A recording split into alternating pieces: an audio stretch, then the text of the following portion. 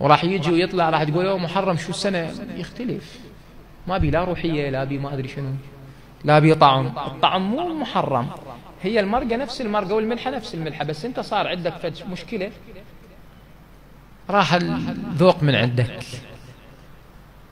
هاي كارونة يروح بها حاسة الشم وحاسة الذوق. سؤال، هو هسه انت تاكل لك فد شيء حلو، شاي تخلي عليه شكر هو يصير حلو كلش، ليش من تشربه ما بيذوق؟ المشكلة بالشاي؟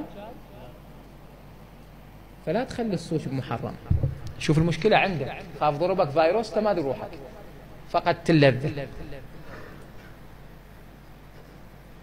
واقعا المضحكات مبكيات هي هاي. ايش قد شكت ناس قالت السنة رمضان ما بي طعم، شو بسرعة طب منا وطلع منا. مو هو طب منا وطلع، انت طبيت منا وطلعت منا.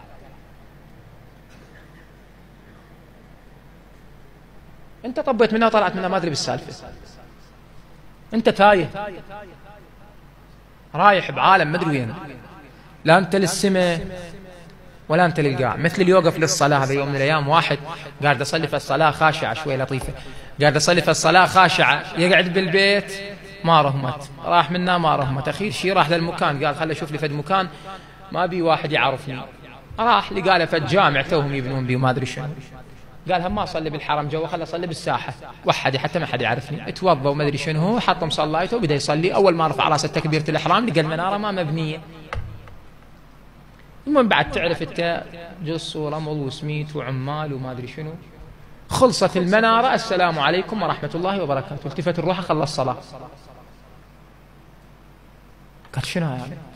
خاف ما صليت انا، يعني خاف نسيت ما ركعت ما سجدت، راح بغير شيء، سرح بغير شيء. هي الصلاة نفسها الصلاة، بس هو صارت عنده مشكلة. فدير بالك إذا ما يصن عنك هذن من الغدير إلى محرم، ما يصن عنك صحيح، فخلي في بالك محرم عندك يوم عادي يعني كلش طبيعي.